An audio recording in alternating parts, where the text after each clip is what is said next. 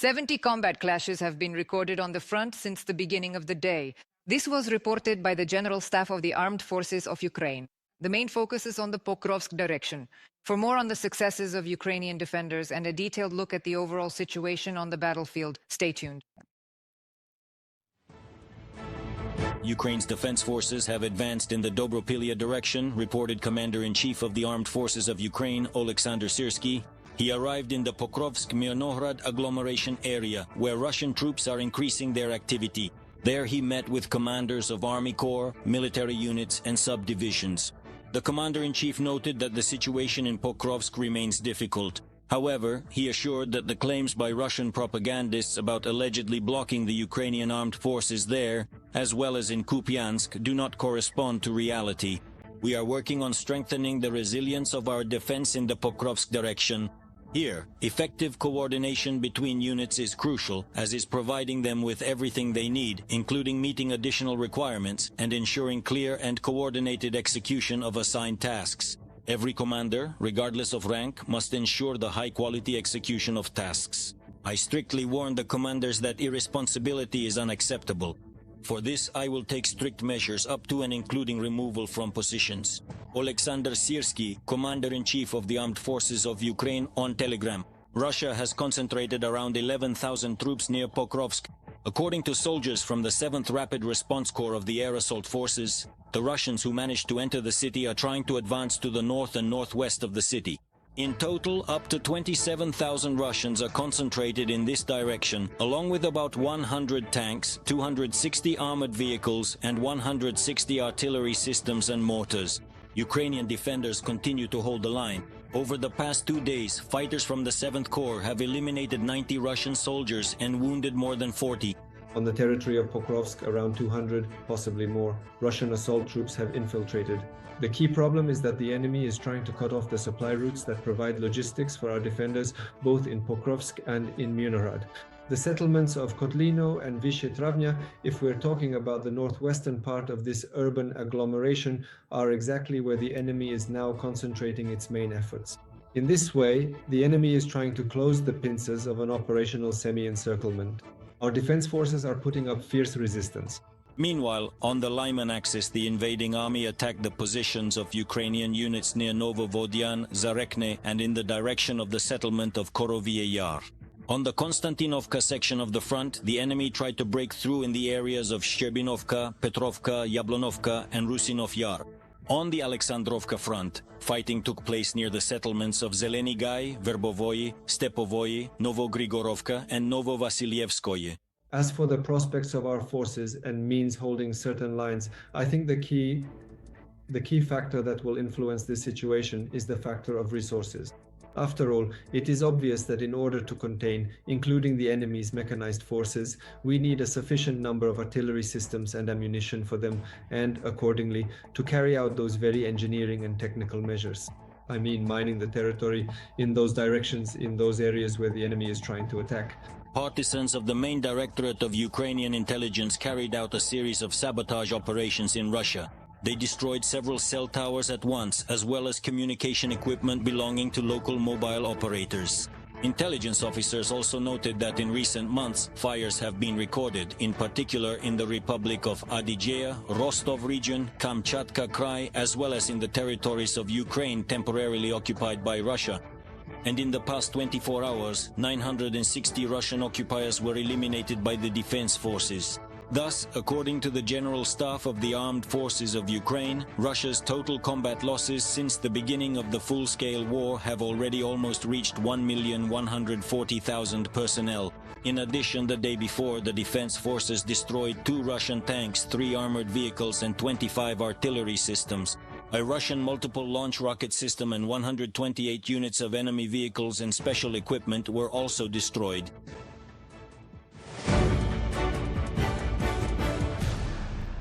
This is the 5th visit to Kiev since the start of Russia's full-scale aggression. The Minister of Foreign Affairs of Slovenia has arrived in the Ukrainian capital.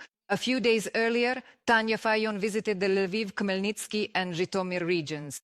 The head of Slovenian diplomacy inspected the implementation of humanitarian projects sponsored by her country and announced that Ljubljana would allocate funds to support more than 100 families in the Sumy region during the heating season. Today, Tanya Fajon held talks with her Ukrainian counterpart, Andriy Sibiha. They discussed military cooperation between the countries, the situation at the front, and the shelling of peaceful Ukrainian cities by the Russian army. Ukrainian speech. I shared with my colleague a list of specific needs to strengthen Ukraine's resilience and defense ahead of the winter. Continued support from our partners is important. Thank you to Slovenia for the military assistance already provided to Ukraine. We greatly appreciate this support and hope it will continue. I would also like to specifically mention Slovenia's joining of the Pearl Initiative.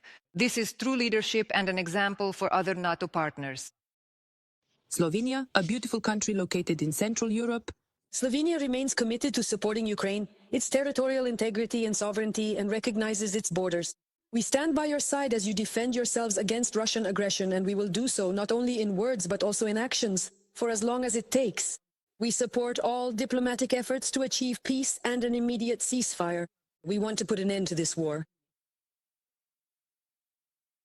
The joining of Slovenia to the Pearl program was discussed by Stani Fajon and the President of Ukraine, Volodymyr Zelensky. The delegations also discussed in detail the joint diplomatic efforts to achieve lasting peace and the return of Ukrainian children who were abducted by Russia. The parties also discussed the opening of clusters for negotiations on Ukraine's accession to the EU. The President thanks Slovenia for its assistance as well as for its participation in humanitarian projects. Ukraine has established serial production of 120mm caliber ammunition, which is used by Western tanks, in particular the Abrams and Leopard 2. This was reported by Ukrainian armored vehicle manufacturers. This became possible thanks to the transfer of technology by Czech manufacturers. In addition, the production of artillery ammunition has also been put on the assembly line. The Czech side is also supplying components, in particular powder charges, detonators, and other key elements. The European Union continues to look for ways to finance the purchase of weapons for Ukraine using frozen Russian assets. This was announced by German Chancellor Friedrich Merz at a press conference with Turkish President Recep Tayyip Erdogan in Ankara. The European Commission is developing the relevant proposals. Merz also noted that the EU and the US, for the first time since the beginning of Donald Trump's second presidential term, have imposed parallel sanctions against Russia, and he promised to continue imposing them and to prevent their circumvention. Germany and Turkey expressed a shared position that the war must end as soon as possible. At the same time, they emphasized the need to observe the conditions for a ceasefire and the start of negotiations. Poland has decided to postpone the opening of border checkpoints with Belarus after Lithuania closed its border with that country. This was stated by Lithuanian Prime Minister Inga Rugienė during a meeting in Riga with her Latvian counterpart. She said that the day before she had discussed the situation with Donald Tusk and both sides agreed to coordinate their actions. Therefore, as of today, the borders will be closed both in Poland and in Lithuania. Europe will not tolerate any hybrid attack and will do everything possible to deal with threats and guarantee the safety of its population, Rugienė emphasized. We have received the first reactions from Belarus, and I sincerely hope that these reactions will reflect an understanding that we will not tolerate any hybrid attack and will do everything to deal with threats and ensure the safety of our population. The United States will resume nuclear weapons testing for the first time in 33 years. US President Donald Trump sent the corresponding order to the Pentagon just minutes before his meeting with Chinese leader Xi Jinping began. Trump's decision followed China's expansion of its nuclear arsenals and came after Russia announced the testing of a nuclear-powered cruise missile and warhead, as well as a nuclear torpedo. The last time the United States conducted a nuclear test was in 1992. It seems like all of them are conducting nuclear tests. We have more nuclear weapons than anyone else, and we are not conducting tests. We stopped doing that many years ago. But since others are conducting tests, I think it's appropriate for us to do the same. Donald Trump, President of the United States. At the same time, the American president noted that nuclear disarmament among countries would be an extraordinary event for the entire world, and that the United States is already, in fact, conducting negotiations on this issue. Trump was prompted to announce nuclear tests, in particular by Putin's recent statement about the Poseidon underwater drone with a nuclear power unit. The Russian dictator first announced it back in 2018. A year later, the Russian Ministry of Defense released a video showing Poseidon's tests. 6 years have passed since then. Putin called the recent launch a huge success and assured propagandists that there is no equivalent to the Russian underwater drone. Why did Moscow decide to announce an entire series of weapons tests? Watch the report for more details. For the first time, Russia managed to launch a nuclear power unit on which Poseidon operated for a certain period, Putin told Kremlin propagandists. According to the Russian dictator, this drone is more powerful than the Russian Sarmat missile, and as usual, there are no analogues to it, nor will there ever be. By the way, the dictator once again promised that the heavy silo-based intercontinental ballistic missile RS-28 Sarmat will soon be put on combat duty. He has been making this announcement with enviable regularity since 2020. In June 2023, during a meeting with graduates of military academies, in the near future, Sarmat systems will be put on combat duty. And already in September, the head of Roscosmos, Yuri Borisov, claimed that they were supposedly already on combat duty in 2022. In May, Roscosmos's former head Rogozin promised that nearly 50 Sarmat systems would soon be put on combat duty. And in April 2021, the Russian dictator stated before the Federal Assembly that by the end of 2022, an entire regiment armed with Sarmat ballistic missiles would be put on combat duty. From a publication by Defense Express. The tests of Poseidon, if we are to believe the Kremlin, were conducted just a few days after the test launch of the Burevestnik cruise missile with a nuclear launch system from the Novaya Zemlya archipelago in the Barents Sea. The fact of the launch was confirmed by the head of Norway's military intelligence service. The general public first learned about the development of the intercontinental cruise missile project Burevestnik in 2018 from Putin's address to the Federal Assembly. The American Analytical Center Nuclear Threat Initiative wrote, citing American intelligence data, that from 2017 to 2019, Russia conducted at least 13 tests of the Burevestnik, but only 2 of them were even partially successful. From a publication by Novaya Gazeta Europe. One launch doesn't mean anything yet. You really need a large number of launches to understand whether it works, whether it's reliable, what this missile is capable of, and so on. So here, of course, you know how it sometimes goes. There are a few launch attempts, and then suddenly one is successful. Everyone thinks, that's it, everything's fine now, you should be afraid of us. That's not how it works in the field of nuclear deterrence. Putin claims that the missile's range is unlimited and its flight path is unpredictable. But when it comes to the fact that the Burevestnik tests in August 2019 at the test site in the Arkhangelsk region ended in failure and the deaths of 7 people, the Russian dictator prefers not to mention it. In addition to the Burevestnik, Russia also announced the launch of Yars and Sineva intercontinental ballistic missiles from the Plesetsk Cosmodrome during nuclear tests. All of this is a show of force aimed at disrupting aid to Ukraine, experts are convinced. The fact is, such scare tactics are nothing more than information operations. The second launch of Oreshnik was unsuccessful, and the Burevestnik only flies in words. Putin is simply using Narishkin's ideas, which he stole from the days of the Cuban Missile Crisis in May. There is no threat of an attack on NATO. Lavrov's statements about security guarantees from Russia for NATO are part of the Kremlin's information game. So far, Trump and his nuclear submarine are the best counter to this game in the West. Andriy Kovalenko, head of the Center for Countering Disinformation at the National Security and Defense Council of Ukraine, on Telegram. Experts believe that the Russian weaponry Putin boasts about does not match the declared specifications. The Russian military-industrial complex cannot cope without Western components, and import substitution is not helping. Usually in such situations, a country's fate is determined by whether it has any allies who can provide it with significant support, material, financial, or military. It turned out that Russia has no one.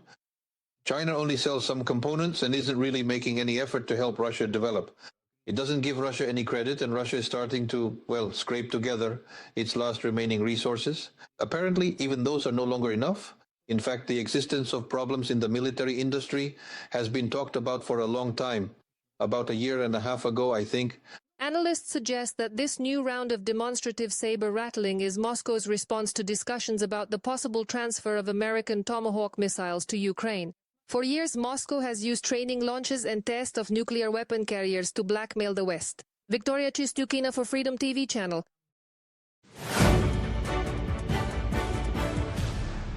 Ukraine hopes that the meeting between Donald Trump and Xi Jinping in South Korea will help bring about productive peace talks and put an end to Russian aggression. In turn, Kyiv remains in constant contact with its partners in Washington. This was stated today by Ukraine's Minister of Foreign Affairs, responding to a journalist's question during a briefing. Andriy Sybiha added that the American side, and I quote, is already very well aware of Ukraine's position on this issue. President Zelensky on the eve of this meeting voiced our expectations, in particular, that the Chinese side would stop purchasing energy resources from Russia because it is absolutely clear that the sale of energy resources, oil in particular, is the main source of funding for the Russian war machine. Undoubtedly, China can play a more active role. Undoubtedly, China has sufficient tools to influence Russia. We do not yet have so-called diplomatic feedback from our partners regarding the results of this meeting. Ukrainian intelligence is monitoring Beijing's position in the context of the war unleashed by Russia. President Volodymyr Zelensky reported this after a conversation with the head of the Foreign Intelligence Service of Ukraine.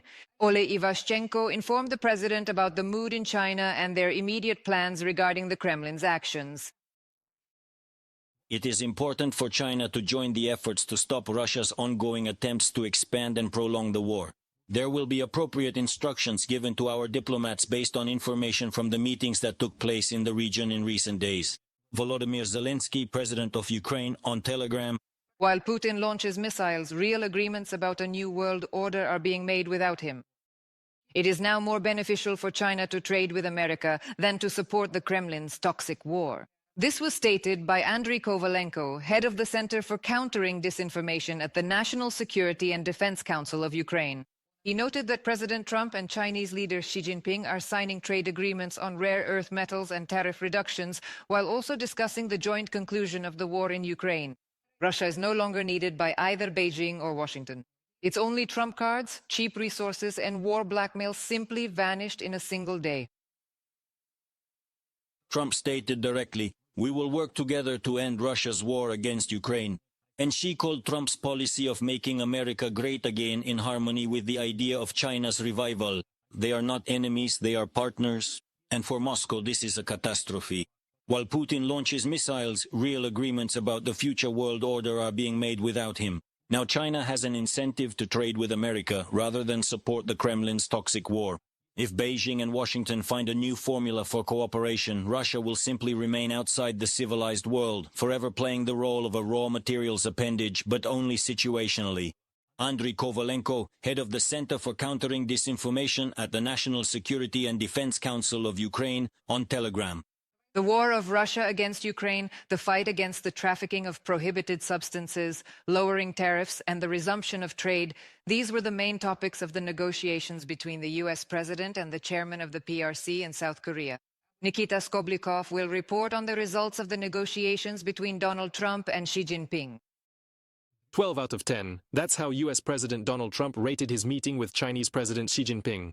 After the talks, the head of the White House stated, Beijing will join Washington's efforts to end Russia's war against Ukraine.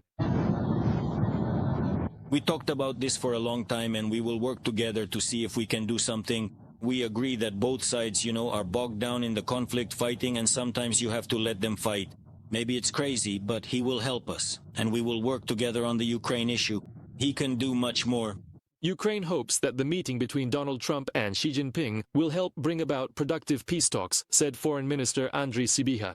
President Zelensky the day before.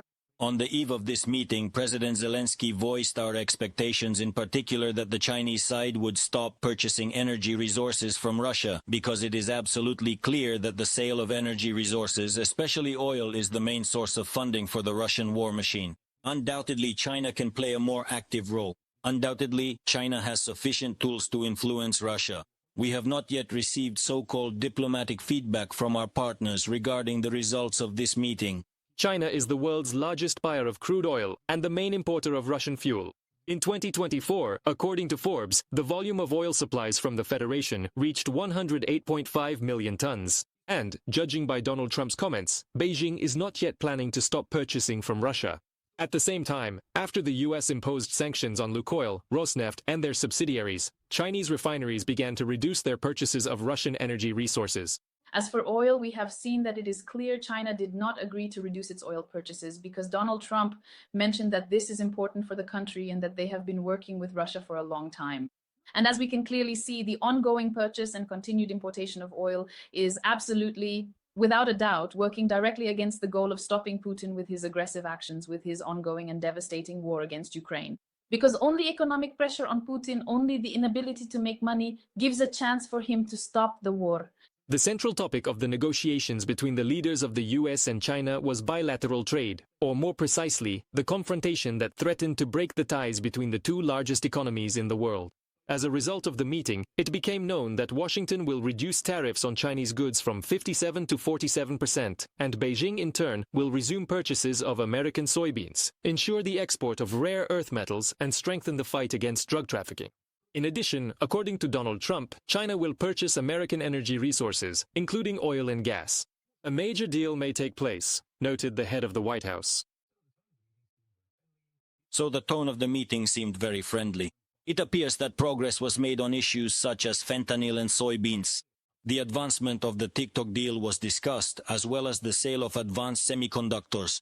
But whether these are NVIDIA's most advanced Blackwell chips is still not entirely clear. Therefore, I believe the atmosphere of the meeting was, in many ways, very positive. The conversation between Donald Trump and Xi Jinping in South Korea lasted just over an hour and a half. This is their first meeting since 2019. The next one was scheduled for January 2026, but as a result of the negotiations, the date was moved to April. According to analysts, this indicates that both sides are continuing to work and that key issues have not yet been agreed upon. The leaders of both countries agreed to maintain regular contact. During the meeting, Chairman Xi Jinping emphasized that the trade delegations of both countries exchanged in-depth views on important trade and economic issues and reached a consensus on how to resolve them. Both delegations should complete the follow-up work as soon as possible, uphold and implement the consensus that has been reached. The head of the White House stated that after his visit to China in April, he is looking forward to the chairman of the PRC visiting the United States. The Chinese side has not yet commented on this proposal. Nikita Skoblikov for Freedom TV channel.